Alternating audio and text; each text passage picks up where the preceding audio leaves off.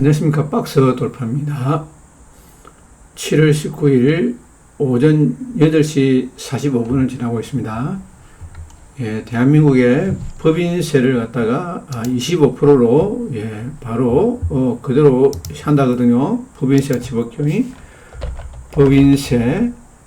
법인세율을 그대로 25%로 인상합니다. 대한민국은요. 법인세를 갖다가 25%로 인상입니다. 법인세 인상. 기업들이 실직이 더 좋아지지 않겠죠. 사람들 고용도 이제 안 할 겁니다. 부자감세 원상복귀. 이 25% 인상합니다. 공식으로 했고요. 그 다음에 종부세 인상. 종부세도 인상합니다. 종부세도 인상하거든요. 공시가율을 갖다가 80%로 올립니다. 세금이 아마 많이 그대로질 겁니다. 지난해 4조가 들어왔거든요. 아마 7조가 되니까 한 2배 정도 더 내야 되네요. 종부세도 2배 정도 더 내야 되고요. 그 다이 됩니다. 그 다음에 상속세 개편 없던 일로 합니다. 개편한 없던 일로 합니다. 상속세 개편은요, 상속세 완화 개편 무산됐습니다. 다 무산됐고요. 그럼 결론적으로, 뭐냐면은, 상속세가 무산됐고요. 상속세 무산, 상속세 개편 무산입니다. 무산. 그 다음에 법인세 인상, 법인세가 21인가 그런데 25로 인상합니다. 25%로 인상하고요. 그 다음에 종부세 인상, 그 다음 또 있거든요. 종부세, 양도세를 갖다가 만약에 양도세를 계산하는 방법 보여줄게요. 양도세가 있거든요. 아파트 팔면 양도세를 갖다가 82%. 양도세 82%로 아마 올립니다. 주택 아파트 양도세 82%. 지금 세금이 엄청나게 거둘 겁니다. 2주택자들은 보십시오. 양도세율을 지금 82%를 올립니다. 내년부터 다시 다주택자 종부세 폭탄 양도세 최고세율 82%로 인상. 아마 거의 100%입니다. 100%로 아마 올릴 확률이 큽니다.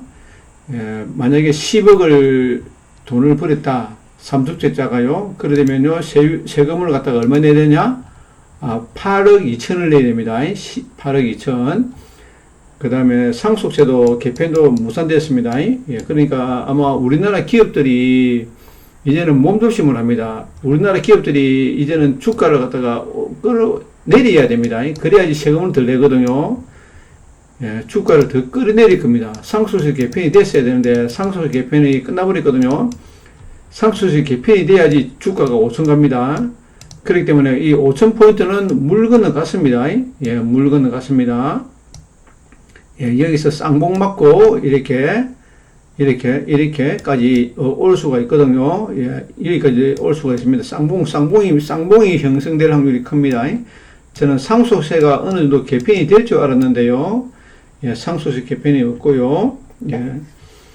공무원들 월급도 많이 올려야 되거든요. 집값도 아마 폭등이 나옵니다. 지금 전월세 같은 것도 이제는 전월세도 DSR로 잡는다 그러거든요.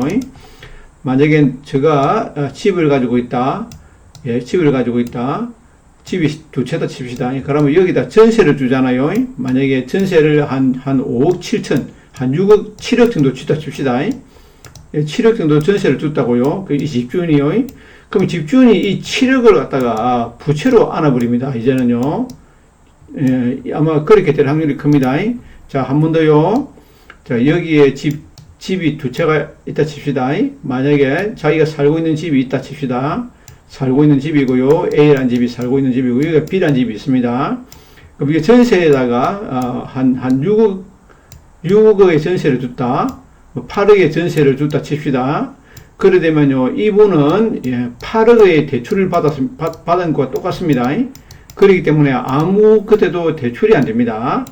앞으로 아마 이거를 아마 전세 대출을 때려막기 위해 가지고 이런 식으로 하고요. 그 다음에 전세 사는 사람들도 아마 자기가 대출을 아마 못 받을 정도로 좀 가액을 좀 줄일 것 같습니다. 줄이고요. 그러고 전세 대출을 내준 사람은요, 1억 이상을 갖다가, 대출을 안 해준다고 합니다. 그러면 이 사람이 나가버린다. 그럼 이 사람은 어찌 됩니까? 이 사람은 부도 상태가 되어버립니다. 앞으로는요, 전세가 완전히 씨가 말라버립니다. 전세가요, 앞으로 전세라는 개념이 없어집니다. 왜냐면 월세를 받으면 정부에서 세금을 많이 거둘 수 있다고요. 전세를 줘버리면 세금을 덜 거둔다고요. 월세를 줘버리면 세금을 엄청나게 많이 거둘 수 있습니다. 그 정부에서도 월세로 해가지고 받아가고요. 아마 국민들의 삶이 아마 됐었으면 더 고단해질 것 같거든요. 국민들이 75%가 제가 한 말을 갖다가 알아듣지 못합니다. 제가 한 말을 75%가 이 말을 알아들을 수가 없습니다. 이 고스란히 전부 다 이 서민들이 피해가 가고요. 지금은 저는 대한민국 정시를 앞으로 여기에서 저는 대한민국 정시를 갖다 다 팔아야 된다고 생각합니다. 저는요. S&P 500이라든지 아니면 다른 나라 정시로 가는 게 맞다고 생각합니다. 자, 다우도 좀 그렇고요. 필라델피아, 상해, 심천, 홍콩이 참 좋네요. 홍콩 좋고, 대만이 최고 좋네요. 대만이요. 대만 보라고요. 대만이 최고 잘 나가네요. 대만하고 베트남하고 최고 잘 나가잖아요. 한국은 지는 해가 되고요. 지금은, 그냥 베트남하고, 인도도 그렇게 좋은 모습이 아니고요. 호주가 참 좋네요. 영국이 참 좋고요. 지금 영국하고, 베트남하고는 미국하고 관세 협정을 맺어가지고 다 끝났습니다. 지금 사회주의 국가가, 프랑스가 사회주의 국가고요. 한국이 사회주의 국가거든요. 달러 인덱스 지수가 한번 볼까요? 맞았는가, 세게 맞았는가 보겠습니다. 달러 인덱스 지수는 어느 정도 보합이네요. 비스 지수는 그래도 올라가지 않았네요. 디엔 가격은 계속 올라가네요. 그럼 우리나라 정시는 믿을 만한 종목이 삼성전자밖에 없네요. 결론적으로. 삼성전자밖에 없습니다. 대한민국은 삼성전자, 이 종목밖에 없네요. 삼성전자. 제가 그래서 전 종목을 다 봤거든요. 삼성전자밖에 없습니다. 한미사이언스 한번 볼까요? 한미사이언스도 좀 괜찮은 것 같습니다.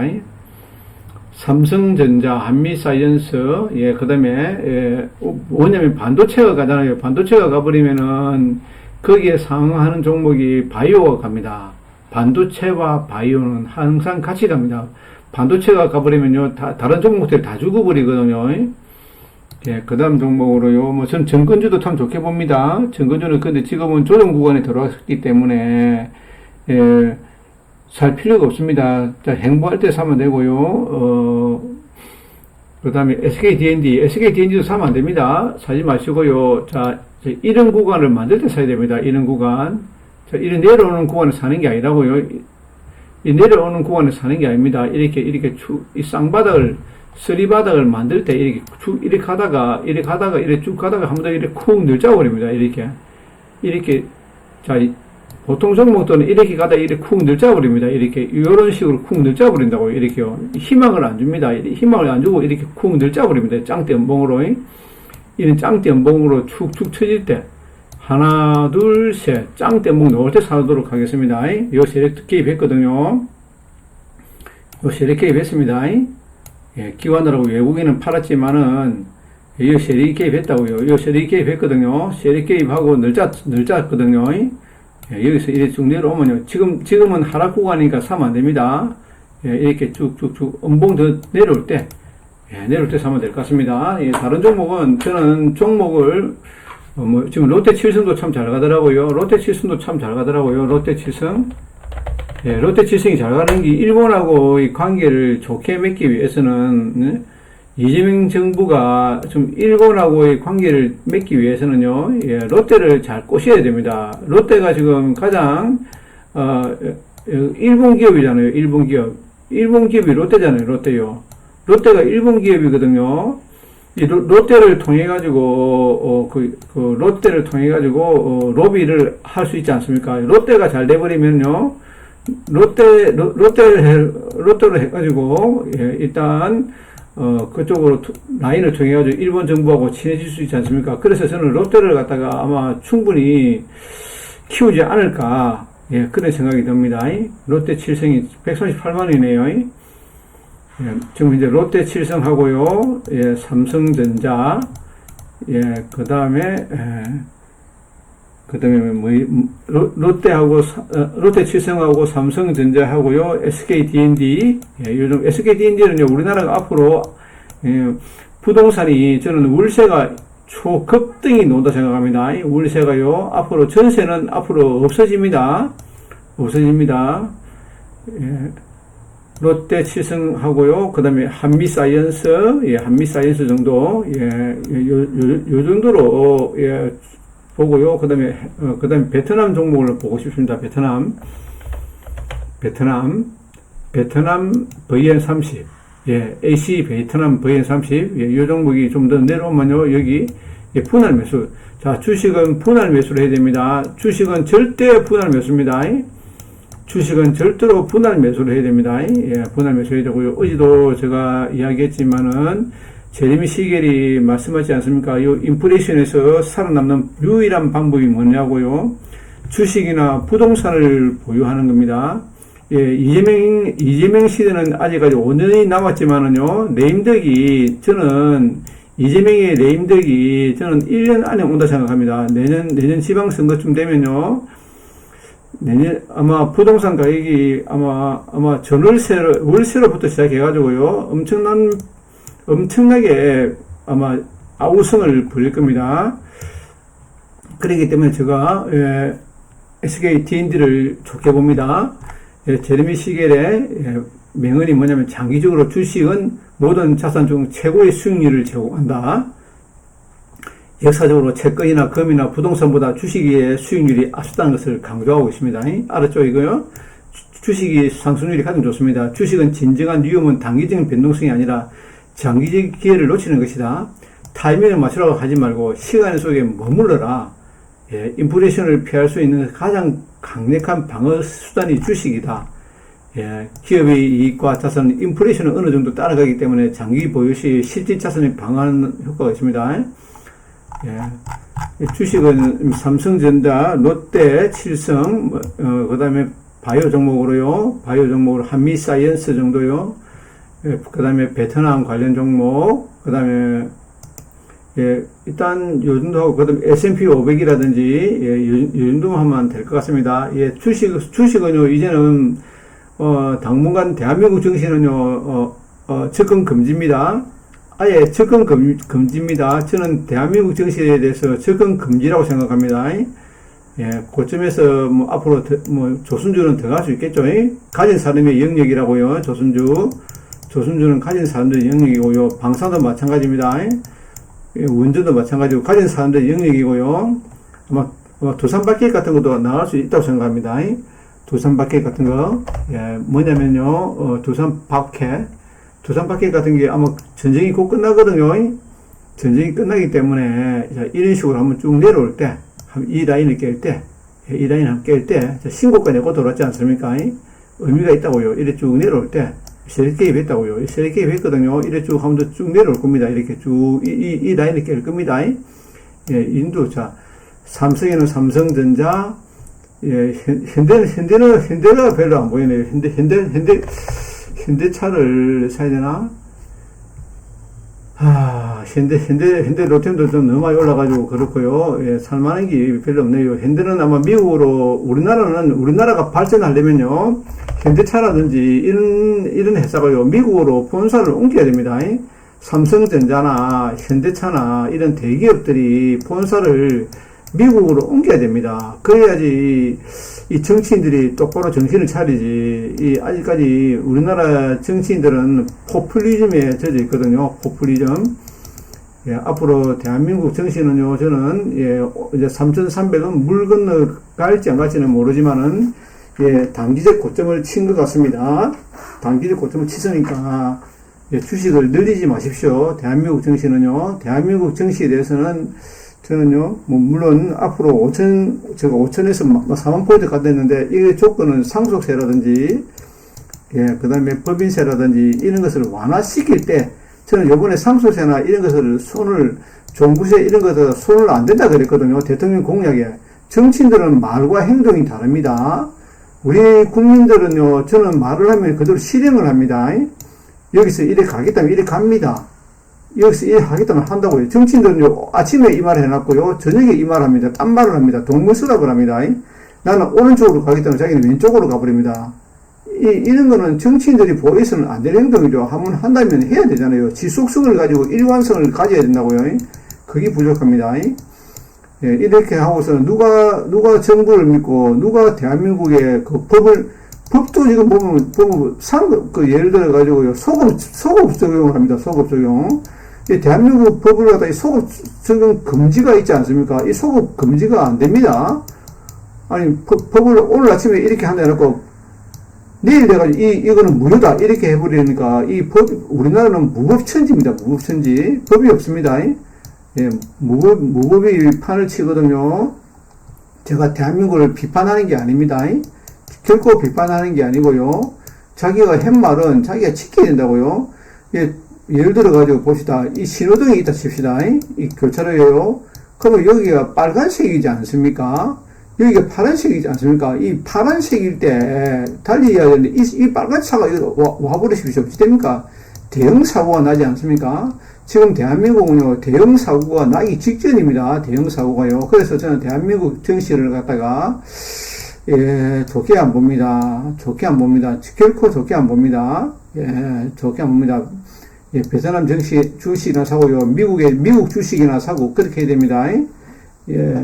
지금부터 그러고 7월 달에는요, 7월 달은 재산세를 내야 되거든요. 재산세를 내야 되고요. 8월 달도 그렇고, 9월 달도, 9월 달도 재산세를 냅니다. 10월 달에 추석이 끼있나? 한번 볼게요. 9월 달에 추석이 몇 끼죠? 추석이 10월 달이가? 추석이 10월 달이네요. 그러면 7, 8, 9, 10월 달은 안 갑니다. 7월 달은 재산세를 내야 되고요. 그 다음 전세, 월세 같은 게 아마 또 계약해야 되고요. 10월달, 11월달도 전세 때문에 또 계약을 해야 되거든요. 그 주식으로 돈이 많이 안 들어옵니다. 보기보다 주식으로 돈이 안 들어올 겁니다. 외국인들은 아마 한국에다가 저는 아마 콜 매도를 때린 것 같고요. 한국에 콜 매도를 때리고요. 우리나라에 대해서 아마 정부에서는 희망을 주려고 하지만은 결국 믿을 것은 부동산밖에 없다는 것을 아마 보여줄 겁니다.